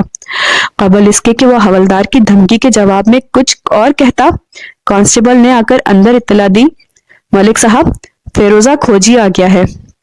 میں نے حوالدار کو بدری کے پاس رکنے کے لیے کہا اور خود اپنے کمرے سے نکل آیا۔ بابا فیروزہ برآمدے میں موجود تھا۔ میں اسے اپنے ساتھ لے کر تھانے کے صحن میں آ گیا اور گہری سنجیدگی سے پوچھا، بابا کیا ان دونوں لاش چور بندوں کا کھرا تمہارے ذہن میں محفوظ ہے؟ ایک لمحے آنکھیں بند رکھنے کے بعد اس نے جواب دیا، جی ملک صاحب، چنگی طرح محفوظ ہے۔ مطلب ان کے پاؤں کے نشانات تم کہیں اور بھی دیکھو گے تو فوراً پہچان لو گے، ہے نا؟ میں نے کریدنے والے انداز میں سوال کیا۔ آپ بھی کمال کرتے ہیں ملک صاحب، وہ دزدیزہ نظروں سے مجھے دیکھتے ہوئے بولا۔ یہ میرا پیشہ ہے اور میں اپنے فن کا ماہر ہوں، پھر بھلا میں کیسے نہیں پہچانوں گا؟ میں نے تو ایسے ایسے چیتا چال باز ڈاکوؤں کا کھرا بھی نکالا ہے جنہوں نے گھوڑوں کے سموں پر چمڑے کی تھیلیاں چڑھائی رکھی تھیں اور اپنے پاؤں پر موم جامہ لپیٹ رکھا تھا۔ ٹھیک ہے فیروزہ، میں نے اس کی بات اطمینان سے سننے کے بعد کہا، میں ایک بندہ تمہارے حوالے کر رہا ہوں، تم اسے تھانے کے ذہن میں تھوڑا چلاؤ، اس کے بعد اس کے کھرے کا جائزہ لو۔ مجھے شک ہے کہ تم نے جن دو نامعلوم افراد کے کھرے پر پی ایچ ڈی کرنے کی کوشش کی ہے، یہ بندہ ان میں سے ایک ہے۔ اس نے چونک کر میری طرف دیکھا اور الجھن زدہ لہجے میں دریافت کیا، کون ہے وہ؟ بدرالدین عرف بدری کفن چور، میں نے انکشاف انگیز انداز میں کہا۔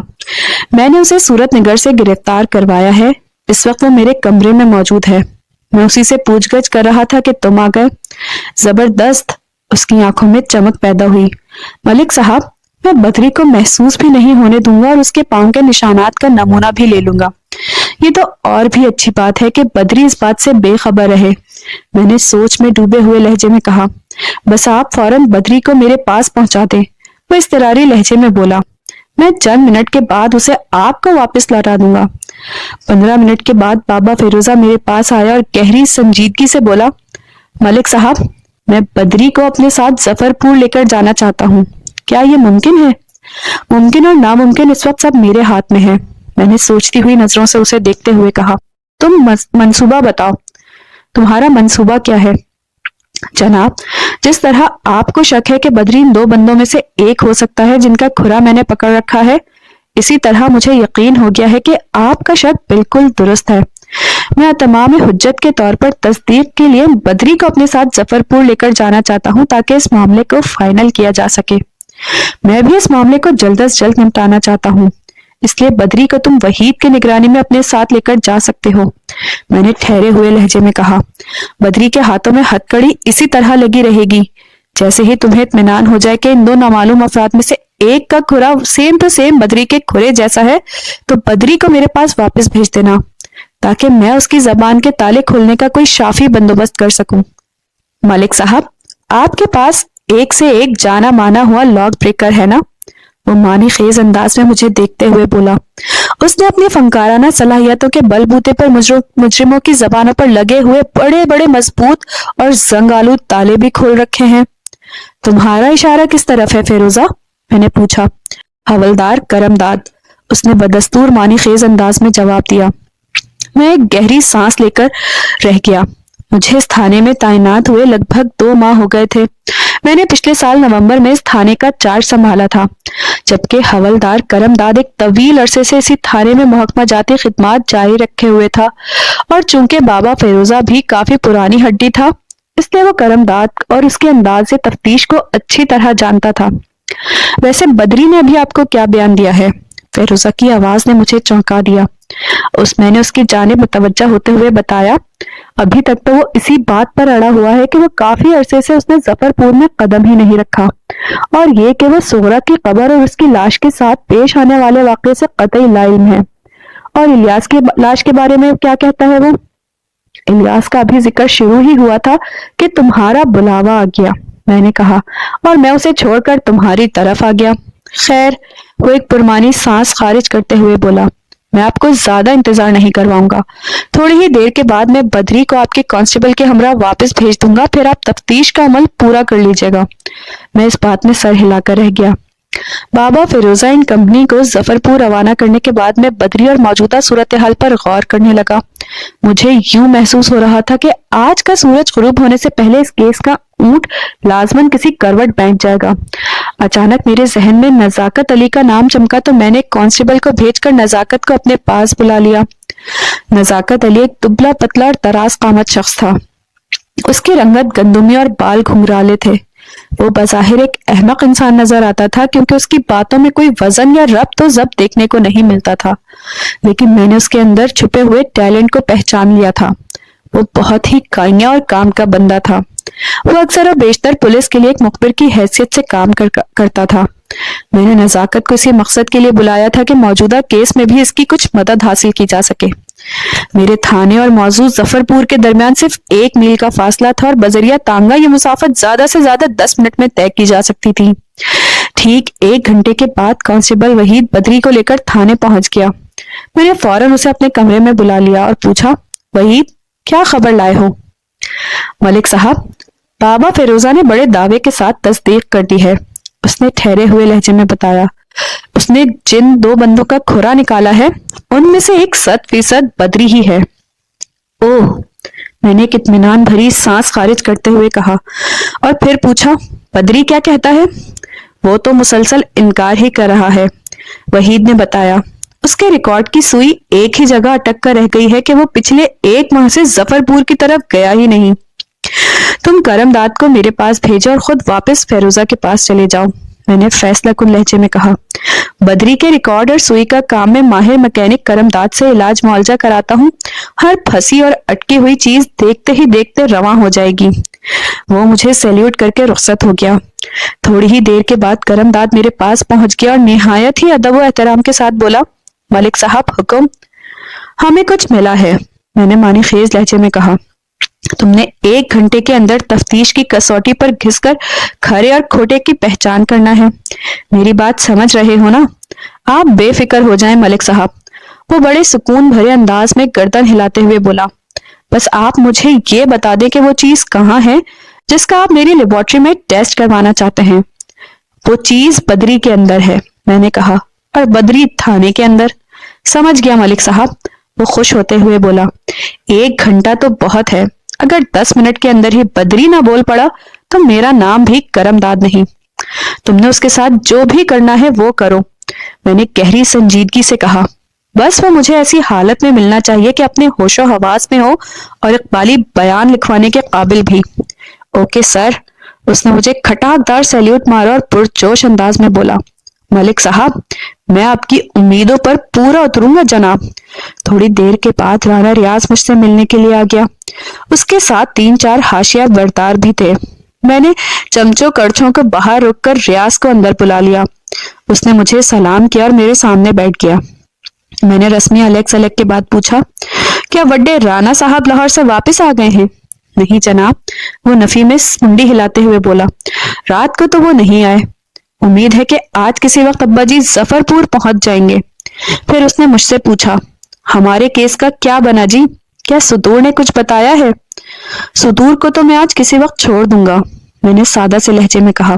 مجھے وہ غریب بے قصور لگتا ہے، ایک کام کا بندہ میرے ہاتھ لگ گیا ہے، حوالدار اس کی زبان کا جندرا کھل رہا ہے۔ کہیں آپ بدری کفن چور کی بات تو نہیں کر رہے؟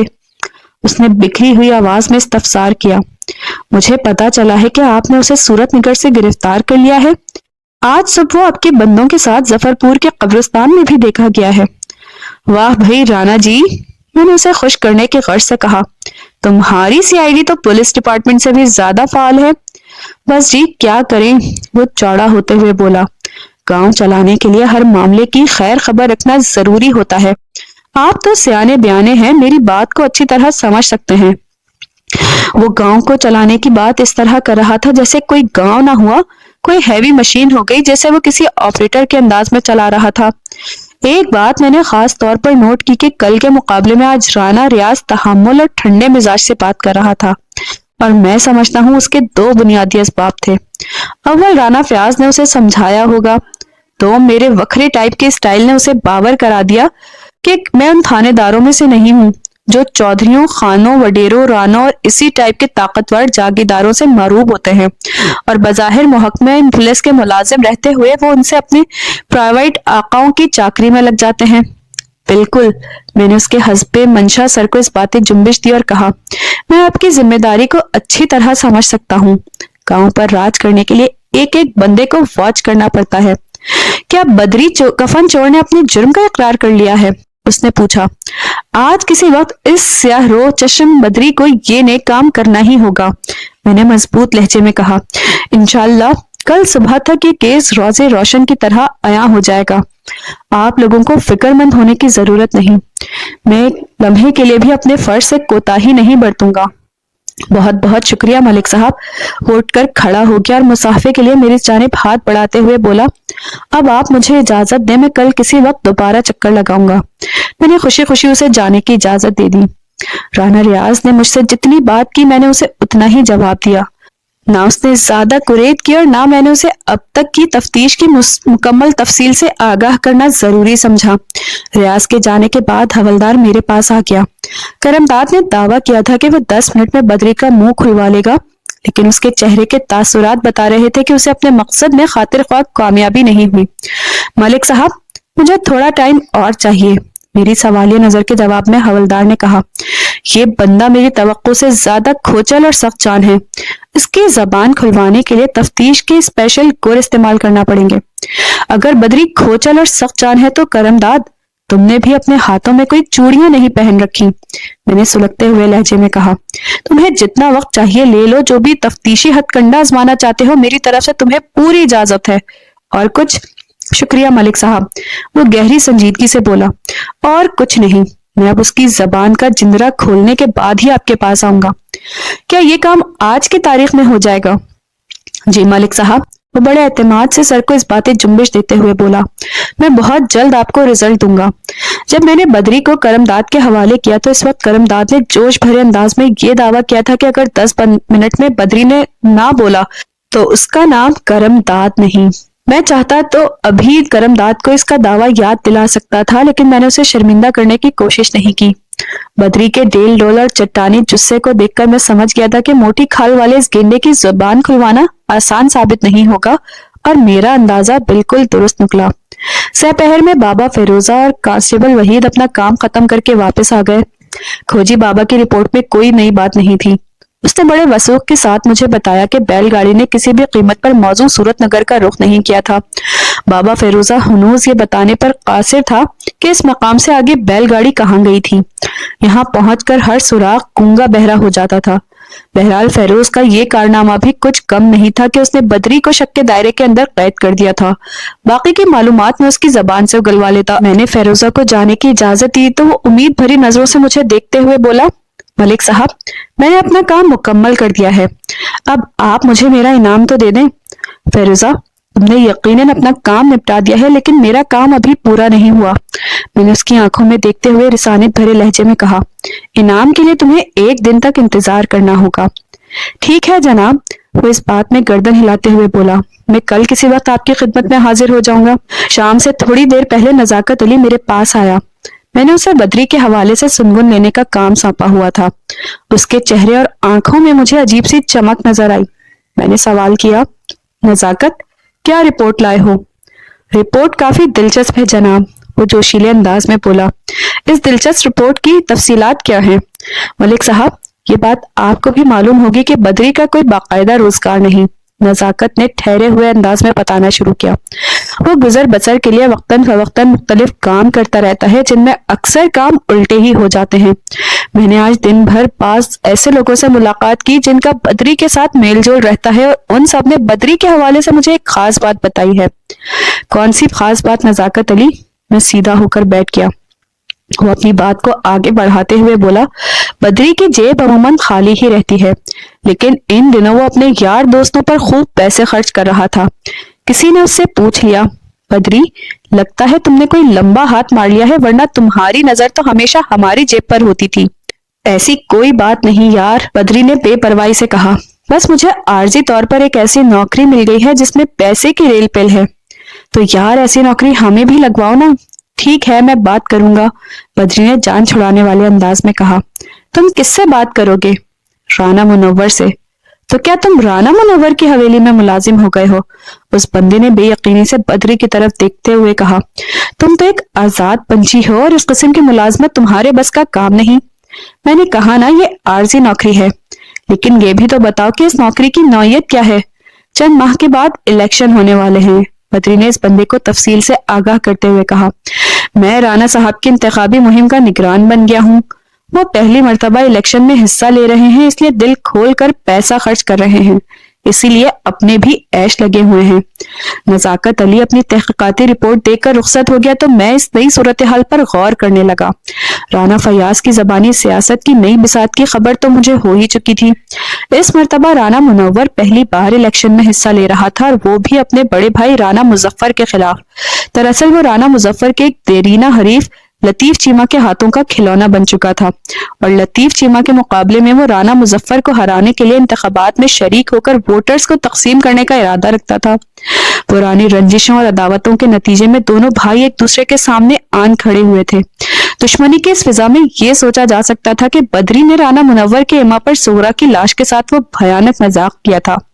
رانا مظفر اپنی بھابھی کے لیے دل میں کوئی اچھے جذبات نہیں رکھتا تھا، لیکن دو سوالات ایسے تھے جو کسی بھی صورت مجھے ہضم نہیں ہو رہے تھے.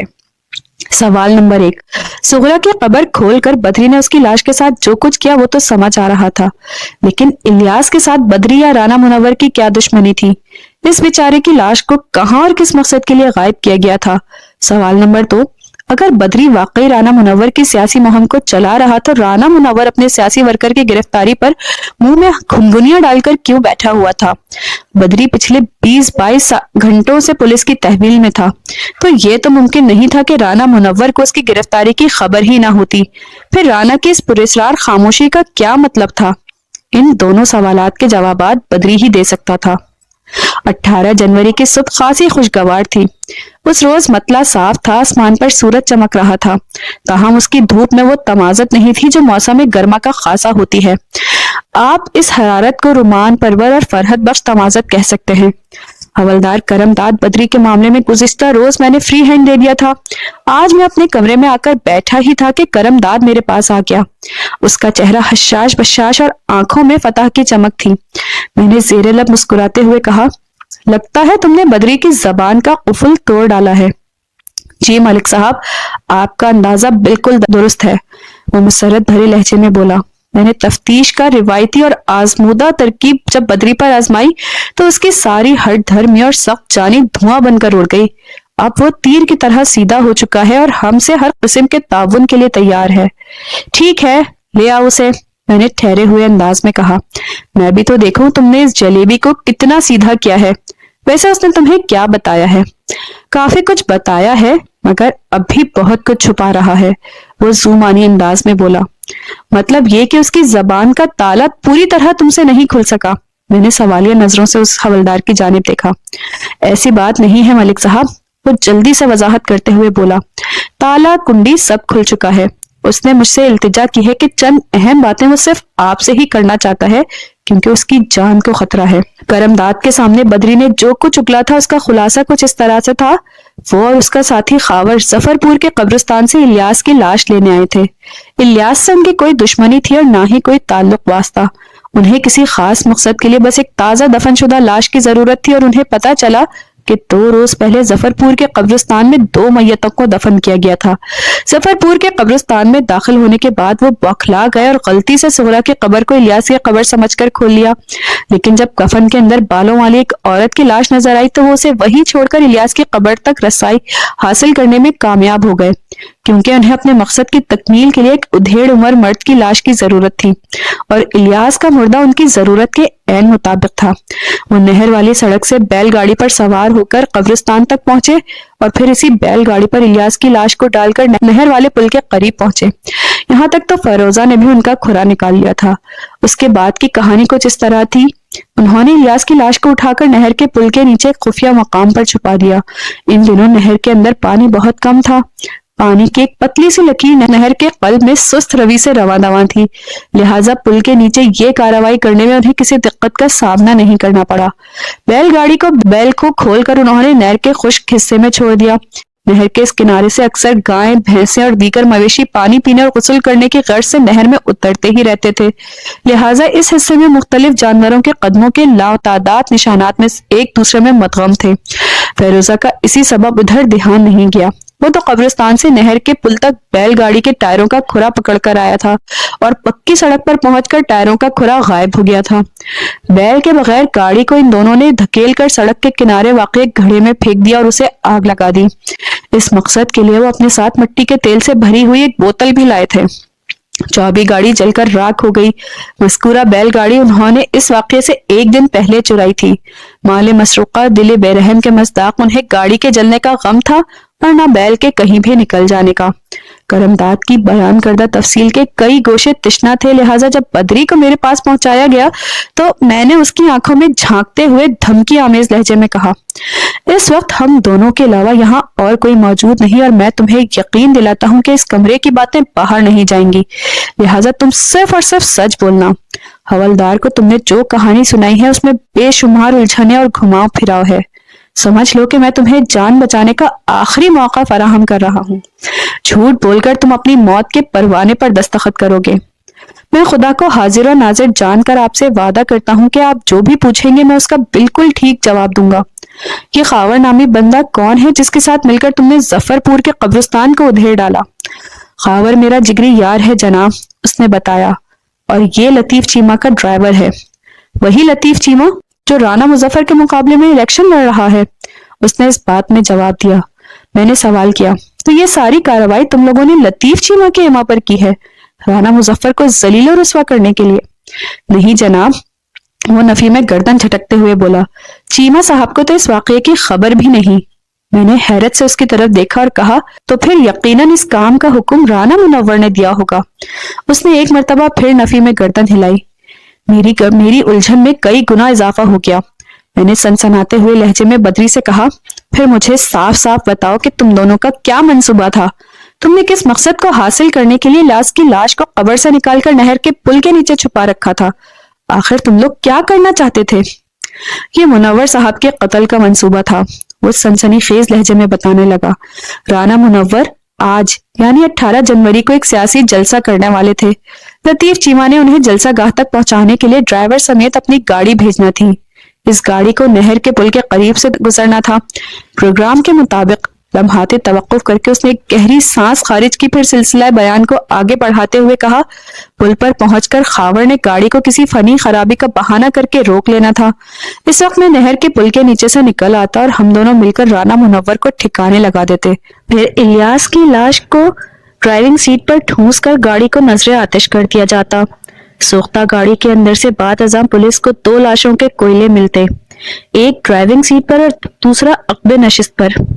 اس صورتحال میں پولیس اسی نتیجے پر پہنچتی کہ کسی فنی خرابی کے باعث گاڑی کے انجن میں آگ لگ گئی ہوگی اور چشمے زدن میں آگ نے گاڑی کے پیٹرول ٹینک تک پہنچ کر گاڑی کو ایک دھماکے سے اڑا دیا ہوگا۔ میں حیرت اور غصے کی ملی جلی کیفیت کے ساتھ ایک چشم فتنہ پرور بدری کو گھور رہا تھا۔ وہ میری توقع سے کہیں زیادہ ہوشیار اور چالاک ثابت ہو رہا تھا۔ میں نے ناپسندیدہ نظروں سے اسے دیکھتے ہوئے کہا، یہ تمہاری غلط فہمی ہے کہ تم نے پولیس کو اتنا بے وقوف سمجھ رکھا ہے۔ تم لوگوں کا جو بھی پروگرام تھا اس پر تم لوگ عمل نہیں کر سکے۔ تم دونوں سے جو بھی سنگین غلطیاں سرزد ہوئی ہیں اس کے حوالے سے تمہارے لیے گنجائش نکالنے کی کوشش کروں گا۔ مجھے بتاؤ کہ اس مہلک منصوبے کا ماسٹر مائنڈ کون تھا؟ رانا مظفر، وہ انکشاف انگیز لہجے میں بولا۔ اس نے ہم دونوں کو 5,000 روپے دینے کا وعدہ کیا تھا، 1,000 ایڈوانس اور 4,000 کام مکمل ہونے پر۔ تمہارا دماغ تو ٹھیک ہے بدری؟ میں سچ پٹا کر رہ گیا۔ میں سچ کہہ رہا ہوں تھانے دار صاحب، اور یہ بیان میں عدالت میں کھڑے ہو کر بھی دے سکتا ہوں، وہ چٹانی لہجے میں بولا۔ رانا مظفر نے ہم دونوں کو 5,000 روپے میں خریدا تھا اور ہمارے اس منصوبے کی کسی کو خبر نہیں۔ اس کام کا مکمل کرنے کے بعد خاور کسی اور ضلع میں جا کر نئی زندگی شروع کر دیتا۔ سب یہی سمجھتے کہ رانا مظفر کے ساتھ لطیف چیمہ کا ڈرائیور خاور بھی جل کر مر گیا۔ میں نے خون سفید ہو جانے کے بارے میں پڑھا اور سنا تھا، اور بعض اوقات قدرت اس کی عملی مثالیں بھی دکھا دیتی تھی۔ یہ بھی ایک ایسا ہی واقعہ تھا۔ اسے دوپہر میں نے رانا مظفر کو اس کی حویلی سے گرفتار کر لیا۔ جب اسے پکا یقین ہو گیا کہ میں نے اس پر پکا ہاتھ ڈالا ہے تو وہ گردن جھکا کر بولا، ملک صاحب، میرے پاس اور کوئی راستہ نہیں تھا، مجھے چاروں ناچار یہ سب کرنا پڑا۔ میں لطیف چیمہ کے ہاتھوں اپنی شکست کے بارے میں سوچ بھی نہیں سکتا تھا۔ پھر تمہیں لطیف چیمہ کی زندگی کا چراغ گل کرنا چاہیے تھا، میں نے تیکھے انداز میں کہا۔ وہ عجیب سے لہجے میں بولا، ہارے ہوئے جواری پر ہاتھ اٹھانے کی بجائے آستین کے سانپ کا سر کچلنا زیادہ ضروری ہوتا ہے۔ میں نے بھی رانا مظفر کو چاروں ناچار زندگی بھر کے لیے جیل بھجوا دیا۔ کہانی کے اختتام پر ایک دفعہ پھر آپ سبھی سے گزارش ہے کہ ہماری ویڈیو کو لائک اور چینل کو سبسکرائب کر کے ایز اے نیو یوٹیوبر ہمیں سپورٹ کریں۔ شکریہ۔ انشاءاللہ پھر کسی نئی سنسنی خیز کہانی کے ساتھ حاضر ہوں گے، تب تک کے لیے اللہ حافظ۔